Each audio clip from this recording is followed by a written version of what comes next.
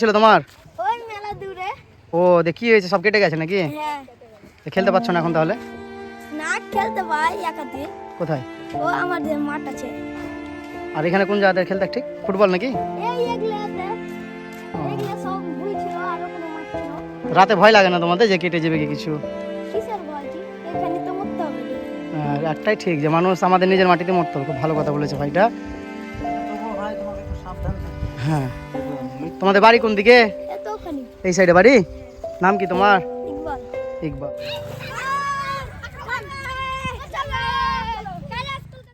আমরা চলে এলাম আবার সেই তারানগরে।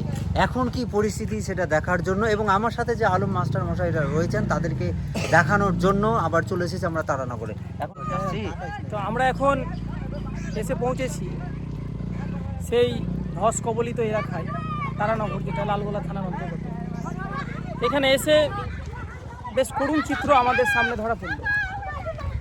যেমন আমি শফিকুল সাহেবকে দেখাতে বলবো যে বিঘার পর বিঘা জমি, যে বিস্তীর্ণ একটা এলাকা, এগুলোতে আমরা আগেও এসেছি।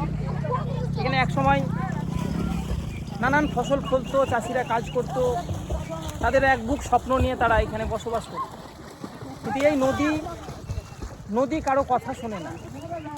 আমরা বইয়ের পাতাতেও পড়েছি যে জল, আগুন, এরা কিছুরই কথা শোনে না। এরা নিমেষেই গ্রামের পর গ্রামকে নিমেষেই গ্রাস করে নিতে পারে। তো এই নদী ভাঙন এটা প্রথম নয়, আমাদের বাপ দাদুর মুখে গল্প শুনি।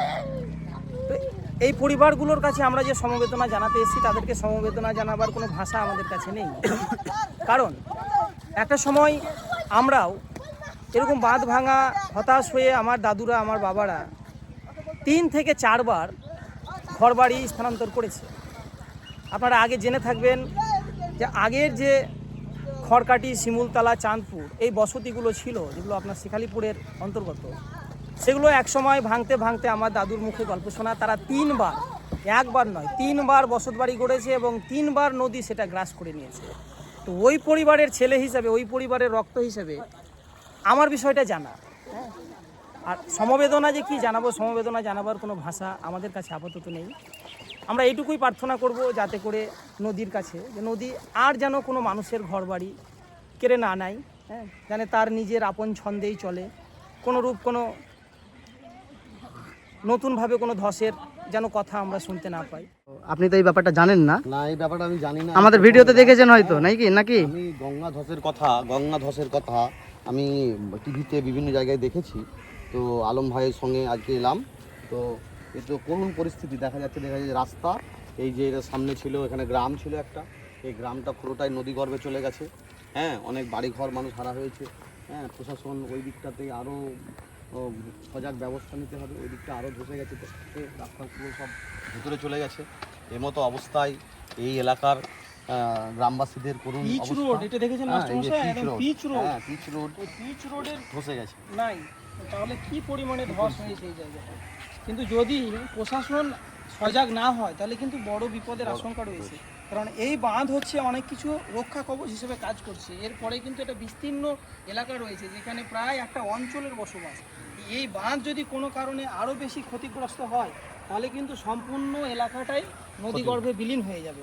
তো আমরা এই দিকটা লক্ষ্য করছি, এই দিকটাতে কোনো রকম কোনো ব্যবস্থাই নেওয়া হয়নি। যেখানে চাষযোগ্য কিছু জমি রয়েছে এবং তার একদম কাছাকাছি, যেটা প্রায় 10 ফুটের দূরত্বে বাড়ি রয়েছে। হ্যাঁ, তো এখন আমাদের মহান রব্বুল আলামিনের কাছে প্রার্থনা ছাড়া কোনো উপায় নেই যে যাতে কোনো রকমভাবে যে অবস্থা পর্যন্ত এখন পর্যন্ত যেটা ঘটেছে আর যেন 1 ইঞ্চিও বেশি কিছু না হয়, এটুকুই এর প্রার্থনা থাকবে। হ্যাঁ, এতক্ষণ আলমগীর তার পূর্ব অভিজ্ঞতার কথা বলছিল। এটা সত্যি, এটা অত্যন্ত করুণাদায়ক, বেদনাদায়ক যে যাদের ঘর বাড়ি নেমে গেছে, তলিয়ে গেছে, তাদের যে কি অবস্থা সেটা আমি আগের ভিডিওতেও, আমরা আগের দিন যবে এসেছিলাম এই তারানগর নিয়ে, এই তারানগর ভাঙন নিয়ে বলছিলাম। তো সেখানেও আমি বলেছি, আবার বলছি যে সত্যি এটা অত্যন্ত কষ্টদায়ক, বেদনাদায়ক। যাদের ঘর বাড়ি ভাঙে বা ঘর ছাড়া হয় তাদের জন্য আমারও রয়েছে এখন সমবেদনা, তাছাড়া কী করতে পারি। আর একটা এখন একটাই উপায়, যেহেতু রাজনৈতিক নেতারা যারা দায়িত্বে রয়েছেন তারা এখন আপাতকালীন কিছু একটা টাকা দিয়েছেন এবং এইটুকু বিশ্বাস করছি যে, আশা করছি যে জল কমে যাওয়ার পরেই তারা একটা যথাযথভাবে ব্যবস্থা নেবেন। আর তার সাথে সাথে উপরওয়ালার কাছে আমার প্রার্থনা যে যাতে অনেক যে ঘরবাড়ি তলিয়ে গেছে আর যাতে না তলিয়ে যায়, মানুষ যাতে একটু স্বস্তিতে থাকতে পারে সেই ব্যবস্থা যেন তিনি করে দেন। গতবার এসে আমরা দেখেছিলাম যে ওই সাইডে ছবিগুলো তুমি একটু জুম করে দেখাও, ওখানে অনেকটা জায়গা ছিল। আমি বারবার সাবধান করছিলাম যে এইখানে বালির বস্তা দেওয়া হয়েছে এই সাইডটাতে, কিন্তু ওই সাইডটাতে বালির বস্তা দেয়নি, যে কোনো মুহূর্তে সেটা ধসে পড়তে পারে। আর তারই ফল দেখো কতটা ধসে গেছে, কতটা জায়গা জমি সে নদীর গর্ভে চলে গেছে। এই কারণেই আমি বারবার করে বলবো, যারা প্রশাসনের দায়িত্ব রয়েছেন আপনারা যথাযথভাবে ব্যবস্থা নেন। এখন জল কমতে শুরু করেছে, আপনারা অবশ্যই ব্যবস্থা নেবেন এই আশাটুকু রাখছি।